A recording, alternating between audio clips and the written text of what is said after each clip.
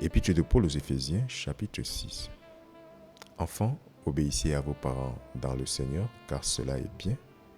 Honore ton père et ta mère, lequel est le premier commandement avec promesse, afin que tout puisse bien aller avec toi et que tu puisses vivre longtemps sur la terre. Et vous, pères, ne provoquez pas vos enfants au courroux, mais élevez-les dans l'instruction et l'admonition du Seigneur. Serviteurs, soyez obéissants à ceux qui sont vos maîtres selon la chair, avec crainte et tremblement, avec votre cœur entier, comme à Christ. Pas seulement quand on a l'œil sur vous, comme voulant plaire aux hommes, mais comme les serviteurs de Christ, faisant la volonté de Dieu du fond du cœur. Servant avec bienveillance, comme au Seigneur et non aux hommes, sachant que quelque bonne chose que l'homme fait, il recevra l'identique du Seigneur, qu'il soit asservi ou libre. Et vous, maîtres, faites les mêmes choses envers eux, cessant la menace, sachant que votre maître est aussi dans le ciel. D'ailleurs, il n'y a pas de distinction entre les personnes avec lui. Finalement, mes frères, soyez forts dans le Seigneur et dans le pouvoir de sa puissance. Revêtez-vous de toute l'armure de Dieu, afin que vous puissiez être capables de résister aux stratagèmes du diable.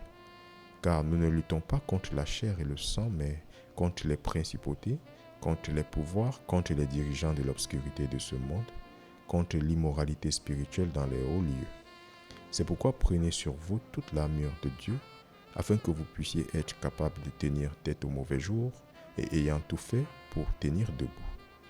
Tenez-vous debout donc, ayant vos flancs ceints de vérité, ayant revêtu la cuirasse de droiture, ayant vos pieds chaussés de la préparation de l'évangile de paix, par-dessus tout, prenant le bouclier de la foi avec lequel vous serez capables d'étouffer tous les dards enflammés du malin, et prenez le casque du salut et l'épée de l'esprit, laquelle est la parole de Dieu, priant toujours tout en prière et supplication en l'esprit, et veillant à cela avec toute persévérance et supplication pour tous les saints et pour moi, que l'élocution puisse m'être donnée afin que je puisse ouvrir ma bouche hardiment pour faire connaître le mystère de l'Évangile, pour lequel je suis un ambassadeur enchaîné, qu'en cela je puisse parler hardiment comme je dois parler.